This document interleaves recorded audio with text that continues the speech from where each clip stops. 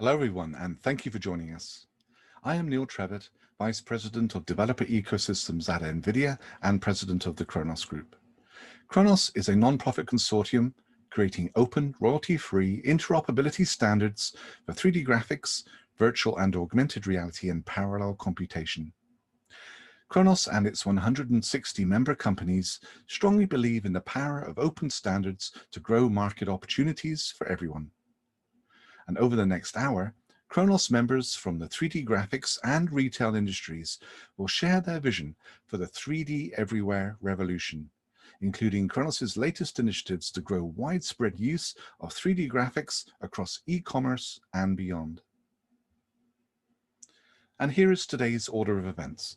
We will start with a demonstration of how Khronos is already making the use of compelling 3D graphics widely accessible through its GLTF open standard 3D file format. Then we will give a sneak peek at the announcement of the Khronos 3D Commerce Viewer Certification Program that will ensure that 3D products are reliably displayed everywhere. And that announcement will be going live at 6 a.m. Pacific time on June 9th. After that, we will have a roundtable discussion on what is next for the widespread use of 3D in e-commerce and beyond, and we will finish up with a Q&A session, so get your questions ready. Before the demonstration, let me just start with the origin story for our work at Khronos to enable 3D everywhere. Almost 10 years ago, we realized that all the major media types, including images, audio, and video, had formats designed for efficient and compact distribution, except 3D. We saw these efficient transmission formats were creating significant market opportunities by enabling widespread downloads and social sharing of rich media files over the web, while 3D was missing out by only being used in local native applications such as design tools and games. So Khronos designed the GLTF 3D asset format that was both compact and easy to process so that 3D models could be easily transported and used wherever they are needed. GLTF is flexible. It can describe any 3D model from single objects to full scenes with animation. And it is also a pure asset format. And that means it can be used by any type of software that uses 3D, including on the web and in social applications. And when Khronos released GLTF version 2.0 in 2015, it included an enhanced set of physically based materials that were both visually realistic and could be accurately rendered everywhere. This hit a sweet spot need in the industry, and GLTF adoption expanded rapidly as companies realized the efficiency and cost savings of having 3D tools, apps, and engines that could easily pass 3D models between each other. The companies here have all implemented GLTF support, both tools that generate GLTF assets and engines and applications that can ingest those GLTF models. But in the vertical market segment of 3D in e-commerce, and we call that 3D commerce, something was wrong. Despite GLTF being available, and companies such as IKEA using augmented reality on mobile devices to give virtual furniture previews from as early as 2013, and pilot programs showing that 3D was effective at driving customer engagement and increased sales, use of 3D in e-commerce was still not widespread. Then, in 2019, a group of retail companies approached Khronos to form the 3D Commerce Working Group to combine their retail insights with the deep 3D engineering expertise at Khronos. The 3D Commerce Working Group quickly realized that the barrier to deploying 3D at industrial scale was the process friction of hundreds of companies trying to cooperate over the design, manufacture, and presentation of thousands of products across multiple platforms. This is a classic class of problem that industry cooperation and standardization can help solve, and 3D Commerce quickly got to work. Firstly, the industry experts at 3D Commerce created a series of GLTF extensions for more effective 3D model deployment in e-commerce, including metadata for integration into enterprise-level asset management systems, and carefully raising the bar of visual realism for materials that can be rendered everywhere, including on mobile devices and in the web. 3D Commerce then released a set of asset creation guidelines containing best practices to help 3D artists and tools vendors understand how to create 3D assets that can be reliably and easily deployed to millions of customers. And finally, today, on the next step of this 10-year journey, we are announcing the launch of the 3D Commerce Viewer Certification Program. 3D viewers are software engines that enable users to display and interact with 3D models and scenes. Viewers used in 3D commerce are built by both retailers and non-retailers, and they are sometimes open source.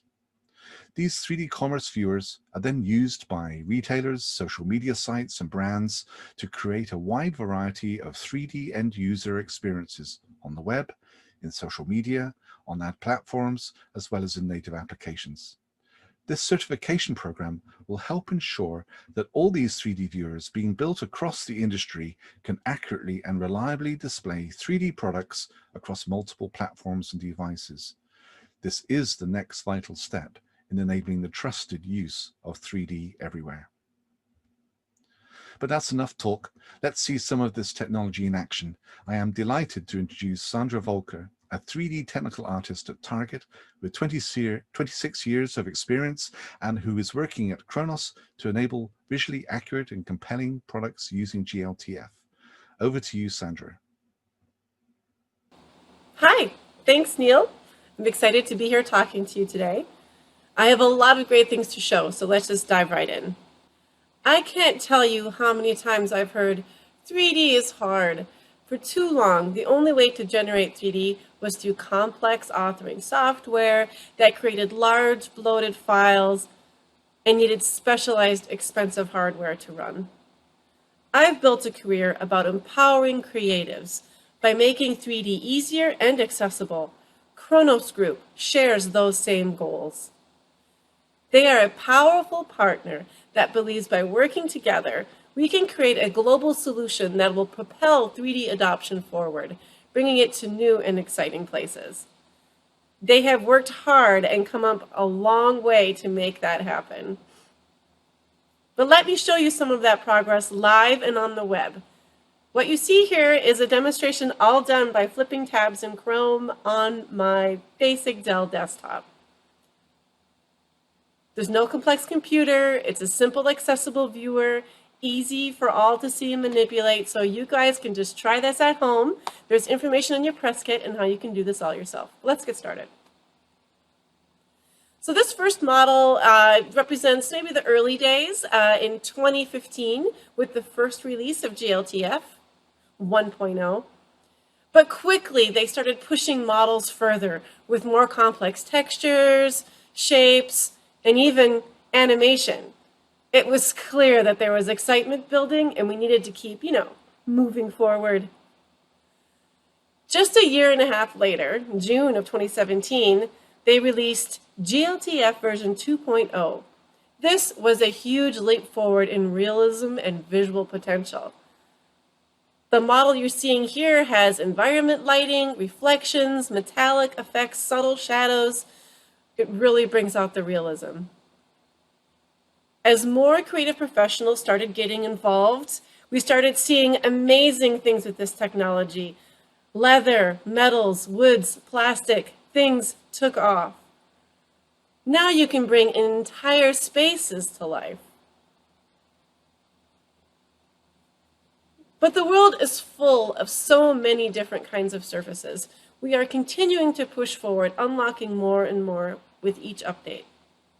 Some of the newest functionality includes the ability to add that extra shine and polish, like this clear coat finish on a car. The ability to give things that soft, warm, and fuzzy feeling, like this velvet fabric. Or the ability to see through surfaces, like these windows. Or even turn a ceramic dragon into a colorful crystalline one with thickness and volume. Each added feature opened up more creative potential and new ways to view and capture that potential. This variant feature provides unlimited material states on a single model, exploring new design concepts without ever having to look away from the ball. or the shoe. What's coming next? Phase 3 is in development, and that includes advanced materials like iridescent fabric, light scattering effects, specialized highlights, and more. GLTF is an invaluable tool in our 3D visualization tool chest. It allows creatives to recreate reality and making amazing things in unexpected ways, bringing 3D to life.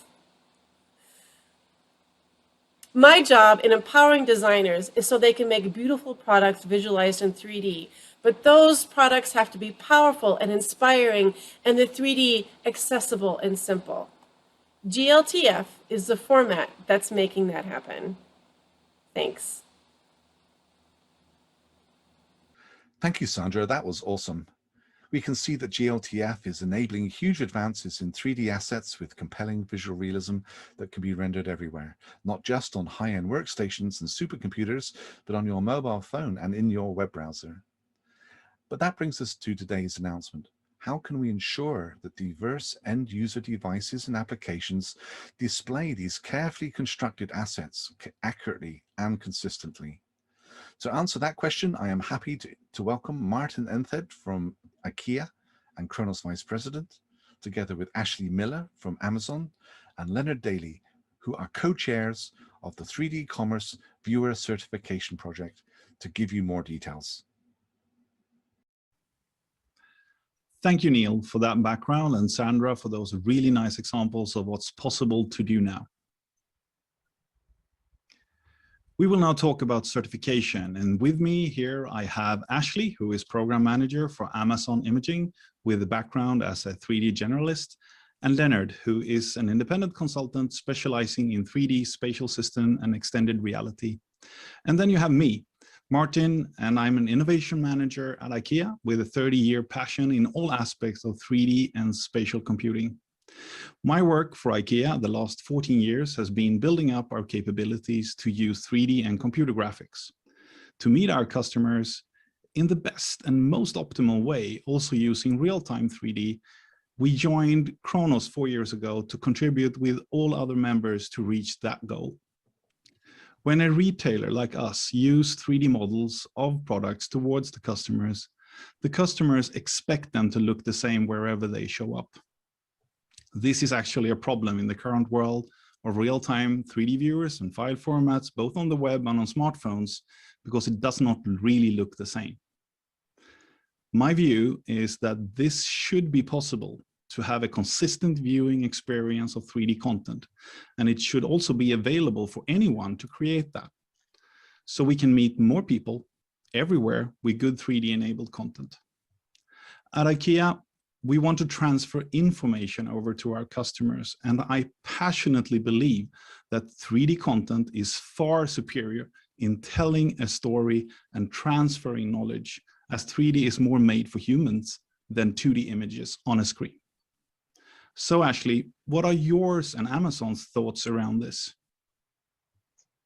I completely agree with what you said, Martin. I think that you did a really great job of summing that up. And something that I would add is that the certification program isn't just about the end customer experience. It really assists us at every process that has to do with that final 3D customer experience. So I really encourage people who are involved with 3D content creation to think about the viewer and the viewer's settings as just as much of a part of the output as things like the artist's controlled elements, the geometry and the texture.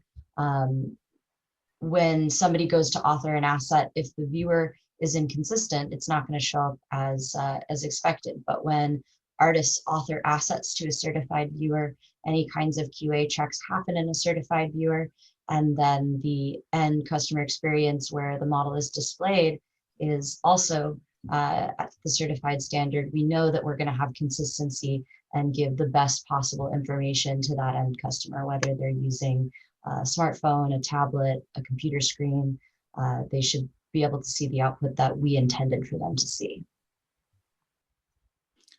And now you've heard us, the retailers, and how we see the problem and the possibilities. So Leonard, can you explain what Khronos and 3D Commerce have been doing to take the first steps to solve this? Well, Khronos, to the 3D Commerce Working Group, has taken a number of steps from content creation to model viewing to define a consistent process for use and display of 3D retail models. Today, we will address how the certification program works to achieve consistency of the viewing experience across all devices and viewers. So first, we need to define what a viewer is, so we have a common understanding and can use the same terms. A viewer is a software application that displays 3D GLTF models and has a user interface. The user interface is an important component because we're not just checking the base libraries necessary to make things work. The viewer runs in a browser or natively, such as a phone app, and may be open source or proprietary. Khronos designed the program to be as widely used as possible. We created 5 retail product models, shown here, using the asset creation guidelines that exercise GLTF features necessary for the display of retail objects. Baseline renderings were created that candidate viewers needed to match.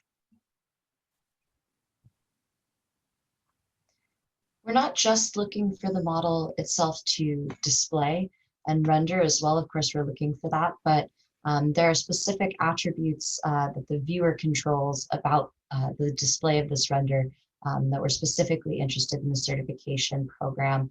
One being the way that lighting calculates.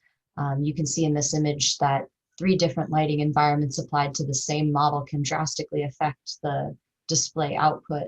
But it's not just what lighting you import, it's also how the viewer calculates that lighting that can have a great effect on color and other properties of the model. We're also going to check the way that color management runs in the viewer. So as you can see with this image of a chair, in the same exact scene with the same lighting, these different color management methods really drastically affect the output, which color in particular is something that's really important to customers when they're shopping.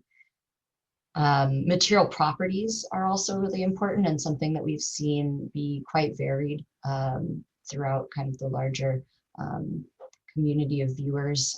So you can see where roughness on this model was handled very different in 2 different viewers, where it looks really shiny on the left and then much rougher on the right, which when somebody is shopping for something, this could indicate a lot to them about the aesthetic quality of the object. And we'll also look for just some general features that are necessary in order to display common commerce objects, transparency being able to run in the viewer, texture transform and multiple UV spaces, things that as we've talked to retailers who have content they've let us know are important to them and that are commonly used in models across the industry now. When we build assets and create assets in this larger 3D certified ecosystem, we ensure that at every step of the creation process, things are consistent, that everybody knows what they're targeting. The program takes into account the authoring of assets, which may be manual, scanned, or some combination of those things, and we want those assets to be able to display beside one another and feel cohesive. And we want different content creators to be able to share their assets and have those beside each other and with a relative visual parity. And so this allows content creators to focus on making their content, CX creators to focus on creating their CX, and then all of those things should be relatively harmonious as a larger 3D ecosystem. So how does this certification program work? So today, Khronos is announcing the availability of the 3D Commerce Viewer Certification Program. The certification process is not complex. It's for viewers that can display 3D models in either a web browser or natively in app. It works for all devices and all viewers from the company. It is a subscription program. You are allowed to submit as many times or as few times as you wish during the active subscription. Viewer certification lasts the lifetime of the viewer and are displayed in a public registry. Subscriptions are $2,500 for 12 months with discounts for Khronos members. When a viewer has completed the certification, They are eligible to display the certification mark. So once a viewer is certified, who would the certification be important for? So certification is important to both content creators and retail organizations that want to display that content.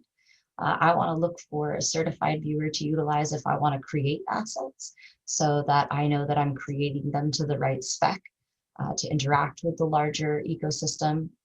If I want to purchase assets, I want them to be created with a certified viewer. And if I want to create a customer experience, I want to create that using the certified standard as well. Because then I know that any asset that I place in it that is made within this sort of larger program, or any asset that I send anywhere to be rendered, that I can expect relative parity and that I can accurately display for customers a representation of the product that they're about to purchase.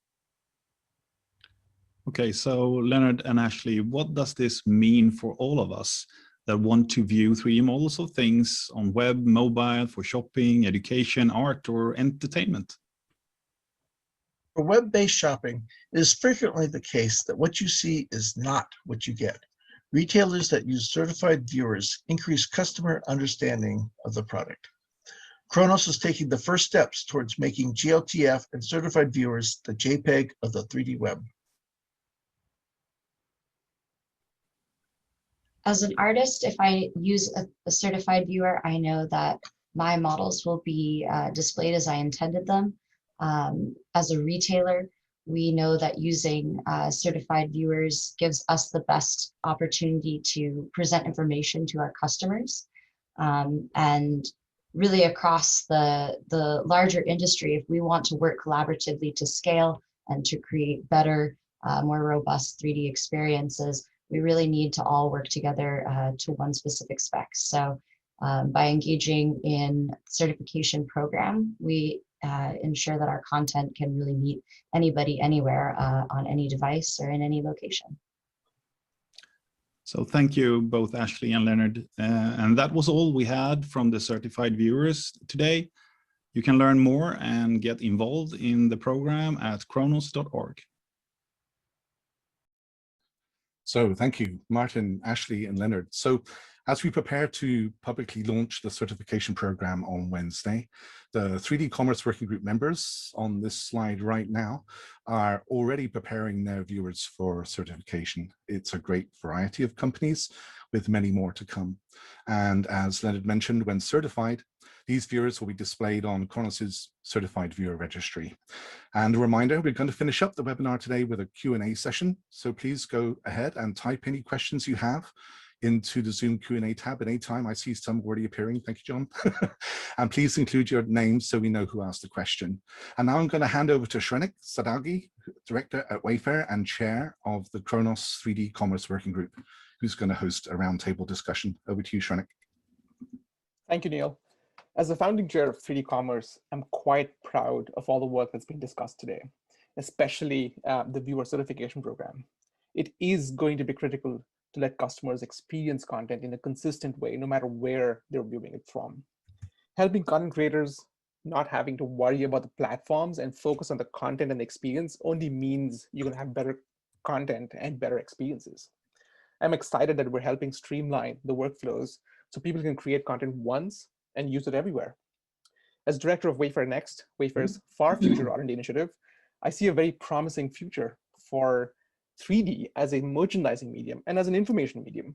With the evolution of computing platforms, there's no doubt in my mind that 3D is going to be ubiquitous because it is such a rich way to represent information. As humans, we've been perceiving the physical world in 3D, and it's only natural that we start to build and distribute and consume digital information in 3D. We should be leveraging 3D for all kinds of use cases, shopping in particular, which I'm concerned with, but also education, design, manufacturing, medical, and productivity. The 3D Commerce Working Group has spent the past year and a half working alongside others within the Khronos group on some of the problems that have stood in the way of making 3D easy enough to produce, distribute, exchange, and finally for the end user to consume. So to give you some context on these issues that we've dealt with in the past, that we're dealing with in the present, and what we might deal with in the future, I'm joined today by some of my colleagues on 3D commerce. We have Ashley Crowder, who's the CEO of Ventana. Hi, Ashley. We have Brent Scannell, who's the product owner for 3ds Max at Autodesk. Welcome, Brent. We have John Wade, who's the media and AR product manager at Shopify. Hi, John. And we have Nathaniel Hunter, Chief Operating Officer of Dreamview. Hi, Nathaniel. We also have Thomas Lucchini, who is the program manager on Babylon.js at Microsoft. Welcome, Thomas. In addition to their day jobs, they're all active members of the 3D Commerce Working Group. So they're both facing these problems day to day and also working to build standards to solve them. So let's start with a fundamental question. What do we mean by 3D everywhere, and why is everyone talking about 3D now, especially in commerce? Maybe Brent, you can kick us off. Yeah, absolutely. Thank you, Sharmik. So, 3D is not really new now. Most of the, if not all the panelists on this call have been dealing with 3D for most of their professional careers, and probably before that as well. 3D up to date has never really been something that's really been exposed to end customers. It's taken the form of video games where customers can interact with 3D content. In an entertainment context, they get exposed to it through film and TV, sometimes in ways that they don't even know. But over the last 5 years or more, a little bit, customers have been demanding access because of all those points that you mentioned earlier, Shrenik, the richness in communication of design intent, of design details, of product details. And it's starting to filter into the customer expectations for e-commerce. When people buy things now, they don't want to buy it like they did 50 years ago from a Sears catalog. They expect to see 3D content available to them so they can get accurate previews, make good decisions. So everyone's talking about 3D now because of, not because of, but primarily because of this surge in 3D from the e-commerce world, from retailers. I'm sure that some of my panelists here can share a little bit more details about why that boom is really happening right now.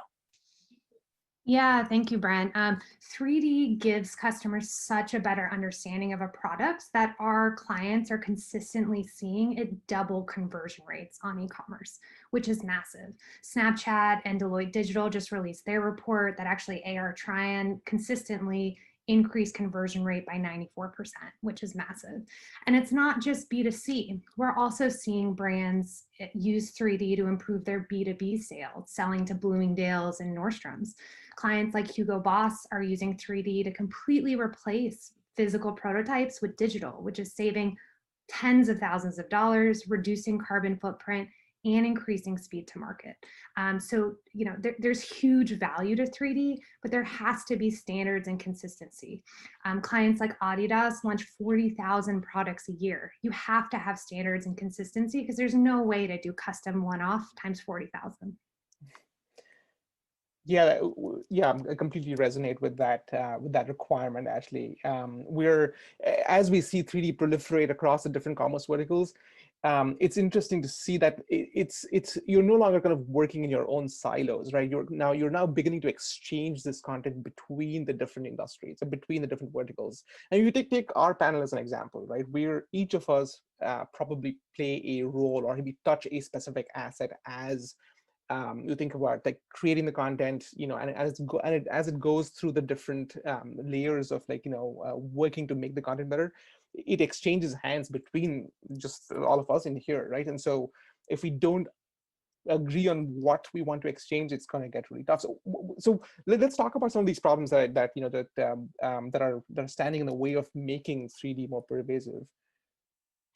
Thomas, maybe you can help kick us off. Yeah, maybe I can talk a little bit about some of the technical challenges. I think one of the first one is regarding the asset size compared to images. Basically, 3D assets are quite huge, right? They can be really big, which raises problem of bandwidth, of load time.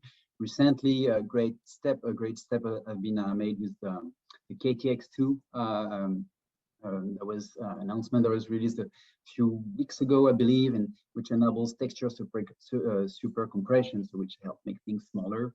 Visual realism also is another challenge. We haven't reached the point where what you see is exactly what you buy for some materials that are difficult to simulate in real time. Here also, as we've seen, some great progress have been made with some of the latest GLTF extensions, such as Volume, where you can see through thick glass objects. Think about vases or tabletop and glass, things like this. But it's not for today that when we'll be able to basically not tell the difference at all, right? If we think about ray tracing capability, things that can see in movies, where you just don't know, right? You just don't know what's real, what's not real. This will take some time, but it will come. We all know it will come, right? Just a matter of time. And finally, the last one of the last challenges regarding the asset creation themselves. Today, it takes a lot of time. It is still expensive, right, to create all those 3D objects. As techniques get better to automatically scan to understand the world and recreate automatically objects, then we'll reach to another point of a new era, basically, of content that will start floating everywhere. Yeah, I'd second everything you say, Thomas. And I'd say, in addition to all those technical aspects, you kind of hinted at the last part there, there's a cost, right, to getting this content made. And one of the, not a hard blocker to adoption, but making sure that all the companies, all the merchants out there that might want to use 3D understand that return on investment, right? So one, what is the investment required of me? You don't have to go reinvent your entire merchandising, product development, and marketing pipelines. You can start small with experiments, and so the upfront cost doesn't have to be huge. And then that there's a great return. Ashley quoted that 94% conversion lift we see. Across all these companies, you'll find conversion lift metrics, meaning people are adding more to their cart or buying more, as well as lowered returns, because people are seeing the scale and understand the detail of products better. They're more confident, and then when they arrive, they meet those expectations better. So it lowers returns, which is also a significant saver for many businesses. And just kind of to add to that, what will really be enabling that ROI is having that single source of truth 3D file from design all the way to sales and marketing. So from the apparel industry, we're working with software programs like Browseware and Clo and others to make sure that if you're a brand who's invested all this money in designing in 3D, you can actually use that same 3D file everywhere.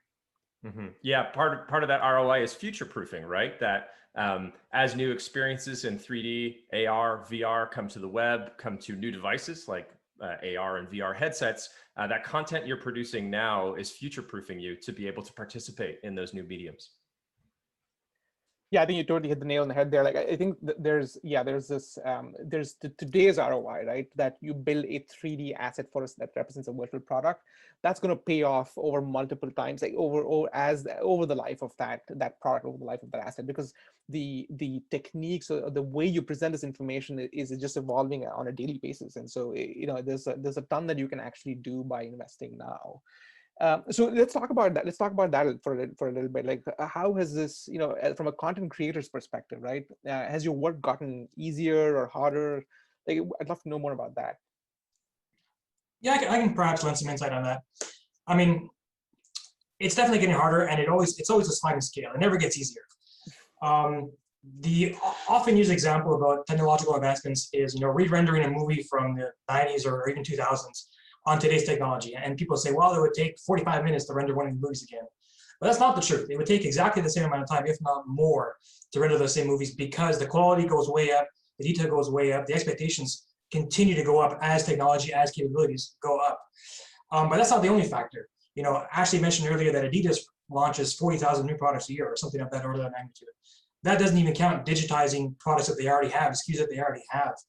So just imagine creating content at that level of scale. It's hard to do with a team of 100 artists or even 1,000 artists. It needs to, the expectations for physically accurate and realistic content are through the roof, because they need to replace, maybe photography in some contexts.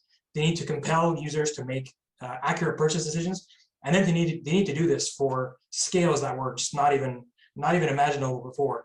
Sometimes that means automation. Sometimes that means for content creators themselves to change the way they work, to adapt to automation, and to leverage as much as they can to think about how can I do this once and apply it 10,000 times, because that's the only way to meet this demand.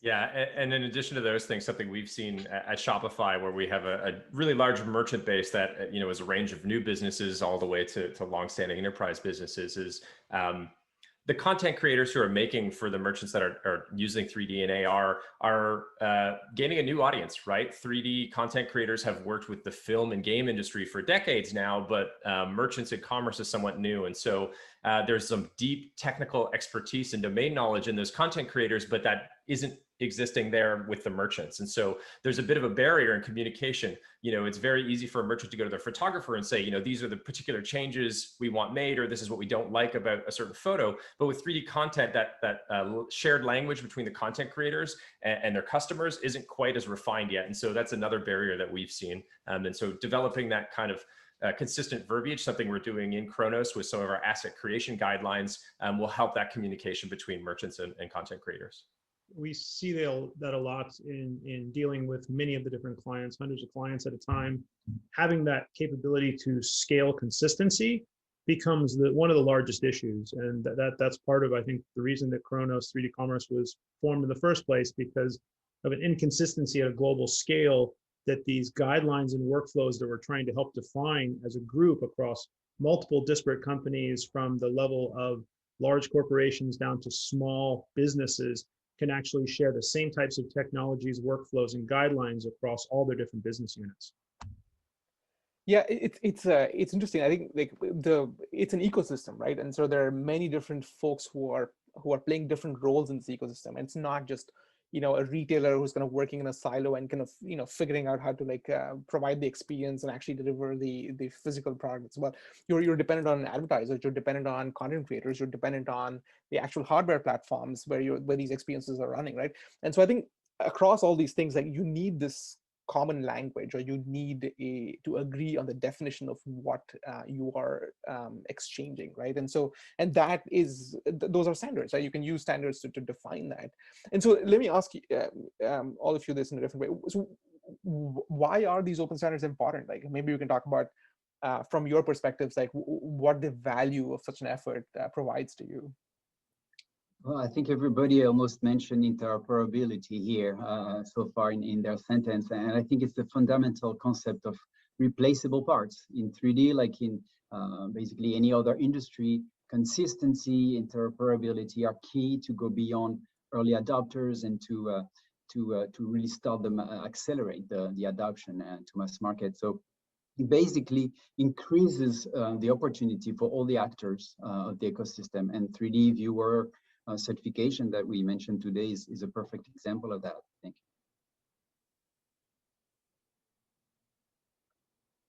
Yeah, so there was an interesting analogy that that somebody had earlier about DVDs and Blu-rays, and how, like, you know, they've been, if you work in a silo, and if you come up with your own, you know, formats or your own way of like presenting information to end users, you know, it's very likely that you're going to, it may be beneficial to you at that point, but then it's very likely that it's going to fail over the longer period of time, because it's just, you know, if you don't have those standards be open, you're not going to have multiple people be able to access that and actually, you know, modify it and make that better, right? And so, so we spoke about GLTF earlier, and I feel that GLTF has been a great start to something that is the equivalent for JPEG in the imaging world, right?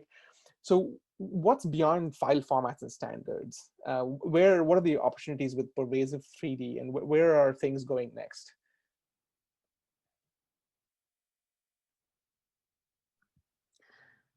I can chime in just from, you know, the fashion perspective. I mean, besides 3D helping sell more, which of course is the goal, it's opening up a whole new revenue stream. I mean, we're seeing Gen Z spend their entire allowance buying digital assets in Fortnite and Roblox. And so, you know, 3D opens up a whole new revenue stream for fashion, where people are buying, you know, outfits for their avatar, and having that consistency from game engine to web browser to social platform is what's so essential. So again, you're not recreating the same thing over and over again, but you're able to use that single source of truth 3D file.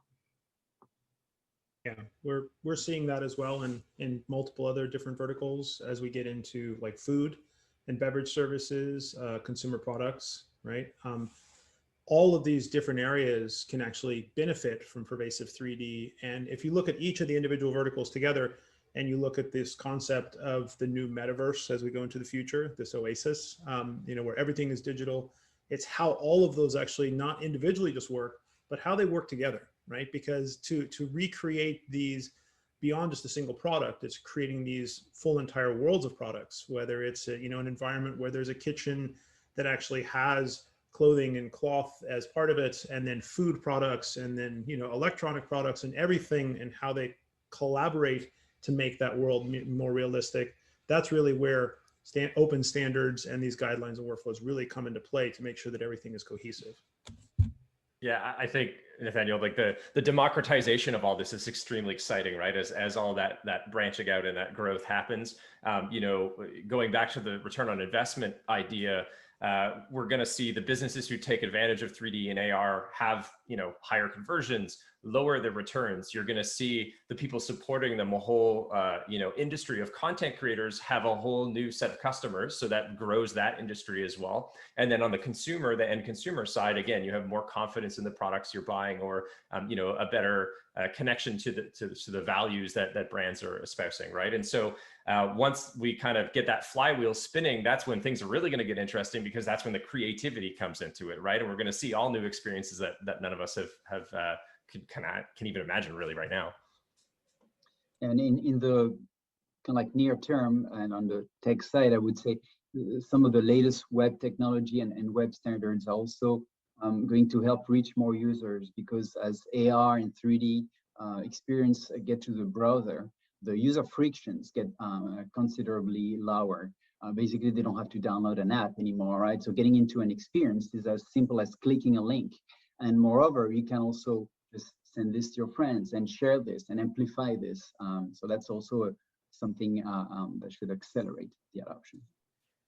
No, exactly. Like I'm particularly accelerated about how this will infiltrate into design workflows. There's been a lot of development in the last decade about, or even beyond that, to short circuit, someone who designs something to someone who makes something, and making sure that they share models so that changes can be better incorporated. But this accessibility via these new technologies means that people who design something can share in a click, with their end customers, what this could be like before it ever goes into a retail context, and get feedback, get reviews, involve their customers in part of that design process. And this is all thanks to accessible 3D, emergent technologies, some of the standards that we're working on in this group. So it's all very exciting to see how this is all coming together. Very exciting for us. Yeah, thanks for all really interesting points. When you think of like how the technology has evolved itself, and you think of how we've gone from mainframes to PCs to laptops, tablets, now phones. We've gone from using like punching cards to tapping on info directly on the screen, and now we're even talking to the computing platform itself, and conversing with it. So it's only going to get more natural. Is kind of where the direction is, and 3D I think is a natural way of representing information, right? So it could be a virtual product that you're looking at. It could be a virtual animal that you just searched for. It could be maybe like Brent was saying, it could be the plans for something that you're constructing. Maybe it's a home, or it could just be the news that you're consuming, right? And so it's all of these different possibilities are what we are referring to when we discuss the idea of 3D everywhere, or pervasive 3D, right? What's important to remember is that when there is 3D at the core of it, this content can fuel incredibly powerful experiences and bring the digital world to life like it's like never before. So there's a lot of work that we have done. There's realism that we've kind of enabled through the different various extensions for GLTF.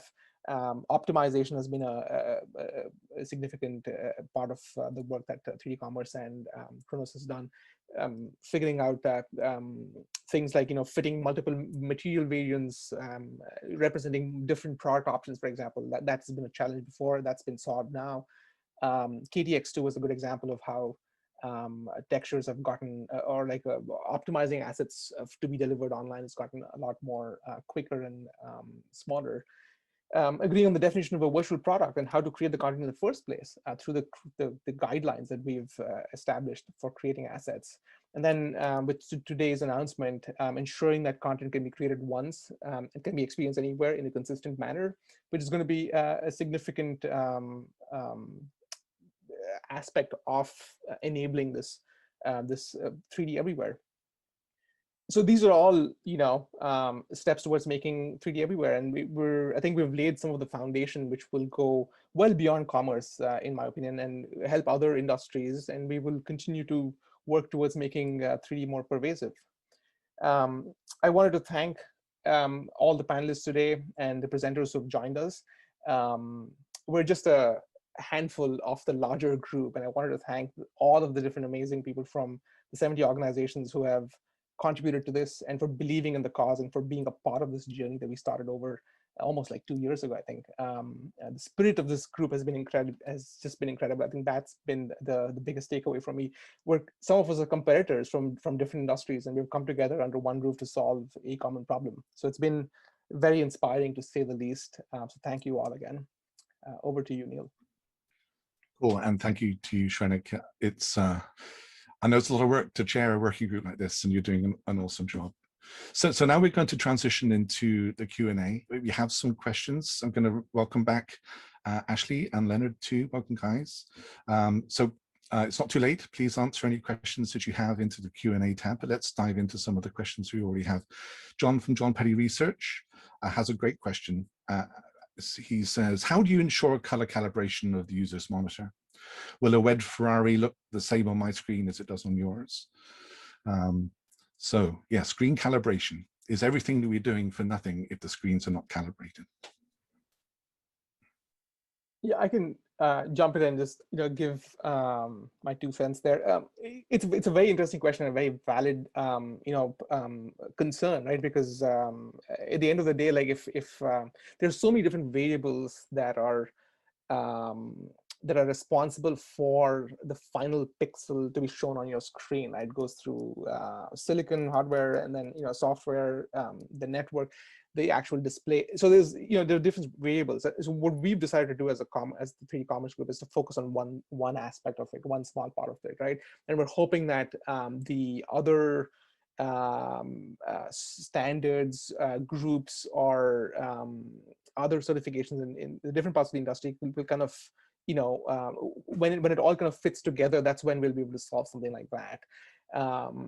And like if you think of like the pixel values that represent or RGB values that represents colors and pixels, right?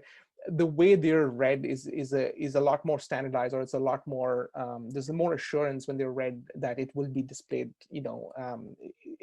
almost accurately, right? We don't have that for 3D today, right? So we're at least scratching the surface there, and so there's a lot more work that needs to be done. So that's yeah, I mean, I just add, like, that's not unique to 3D. You could say the Right. same about videos and still images, right? It's certainly a problem, but it's not as if 3D, if we solve the piece of the puzzle we're trying to solve, which is across viewers, you'll get the same RGB pixel values from the same source inputs, then that defers to that hardware problem that exists for all visual media. Yep. But yep, maybe Khronos should reach out to some of the other organizations Shrenik says working on this, so we can work together. We have a question from Anthony from Architosh. Hey, Anthony, how are you doing? He says, what kind of standard can be dropped into authoring 3D applications that help GLTF output be compliant with the proposed standard for certified viewers? So this is a good question. It's really talking around GLTF is a delivery format, but how can we align with the tools to make sure people can emit these assets properly? Any comments on that? I can comment on that, Neil. I think that one benefit of the certification materials that goes beyond just certification is that as you review them, you maybe gain a better understanding of what elements you can control that better prepare your tools or your viewers in order to help artists authors. So even if you're not going to go certify a viewer, or if you're using a software, so you want to configure it, but you're not actually going to submit anything from that, still looking through those materials and understanding what the different settings are that you can utilize can still be a great guideline for what kind of output you want to target in your authoring software. And again, when we talk about different stages in the pipeline, if your authoring softwares are calibrated to this same standard. It's just going to be easier when you go to QA them in a certified viewer. Yep. Yeah, I'll also add to that many of the tool vendors have adopted physically based rendering as the de facto standard for product definition. And instead of calling out a specific standard about what that is, I would say that most of the interested tool vendors creating 3D applications are aligning with GLTF and working with GLTF and Khronos Group to define what the future of material definition looks like. So that when we say, here's a new clear coat that makes the car look shiny, we know exactly what that means in the majority of 3D applications that can author that content. So it's not necessarily about a standard that goes into an application. It's about discussing how do we author contents in a way that matches physical reality. And that's usually physically based rendering. Yep. Any other comments? Yeah, so I think there is current discussion. There are discussions happening in the group today, where we're trying to figure out like is there asset creation guidelines that we built are meant to be a set of guidelines to help you create optimal content for the 3D commerce use case, right? If we can take it one step further and be able to actually specify what type of content needs to be created, like almost like some kind of a recipe, or if there's a way to validate that the assets that you created inside this authoring tool is 3D commerce kind of compliant for a specific use case, let's say for social media or for ads or for viewing room experience, right?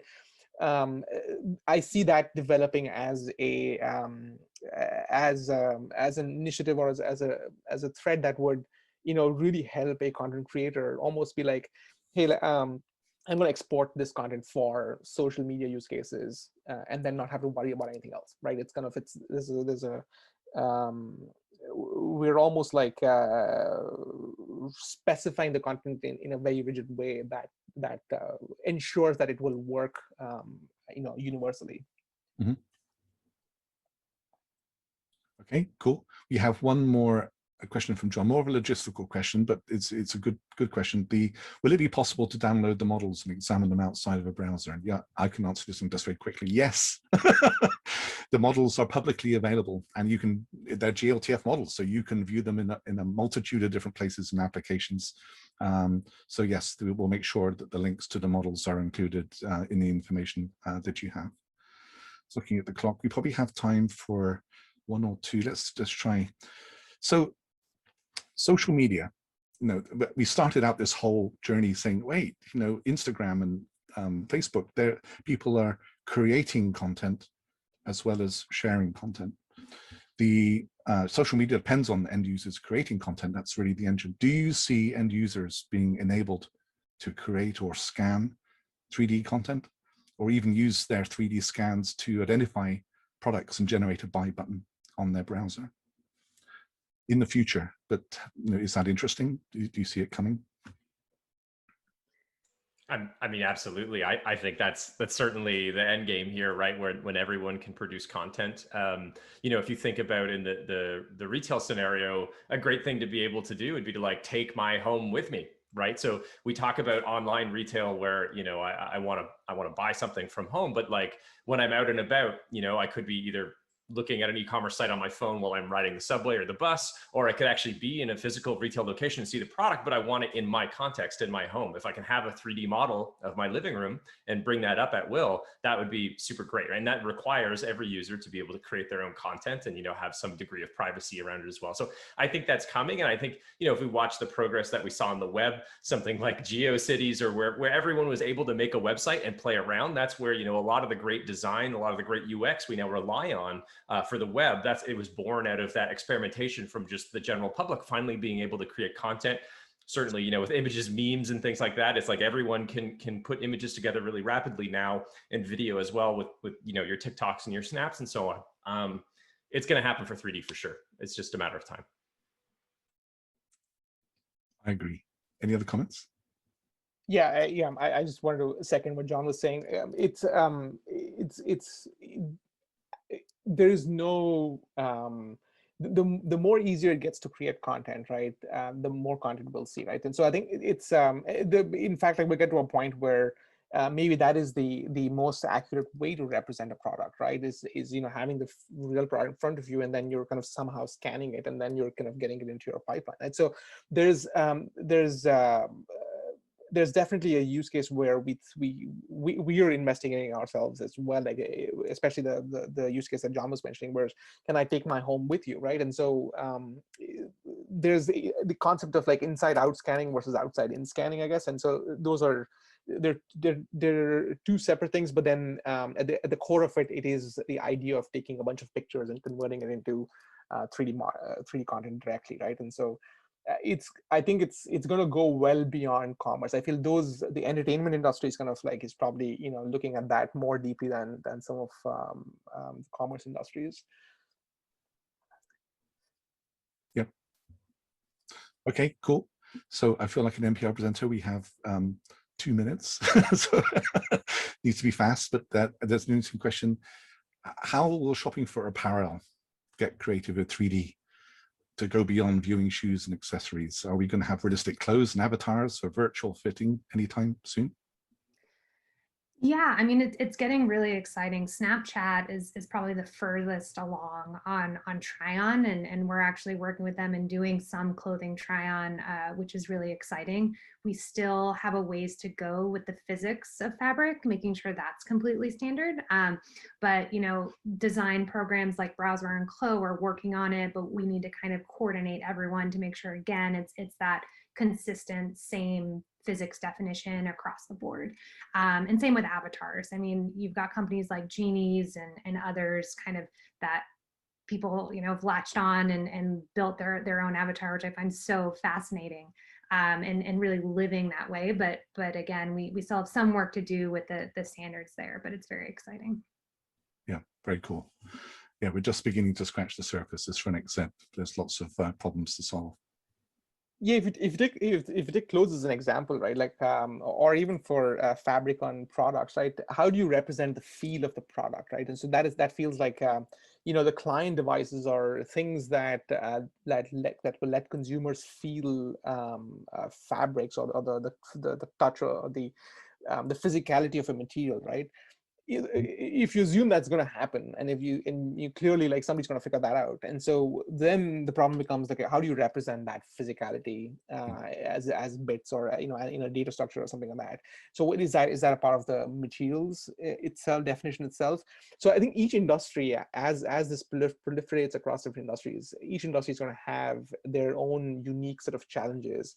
And I think the way we're looking at it is, what is the lowest common denominator amongst all these different industries that we can, is there something that's foundational that will enable most use cases? Let's take that and let's work on that, and let's try to make that more universal, right? And so that's been our approach. And these are really, really, I'm super excited about these type of challenges that are coming our way, right? And so, yeah. Yep. It's like we want 3D everywhere. Right. So we're at the top of the hour. So thank you all to the presenters. That was an awesome session. If we didn't get to the questions, we'll be following up with you one-on-one. And as we wrap up, on the screen are just some of the companies that are working with Khronos, with us towards the 3D everywhere revolution. So as a reminder, there's a list of Khronos contacts in the press kit, and a recording of the session will be available after the embargo lifts. Watch for the survey at the end of the webinar, and let us know if you'd like to book a deeper dive briefing before the announcement goes live on Wednesday. So that's it. Thank you so much for everyone presenting and attending. Have a great week, everyone. Thanks.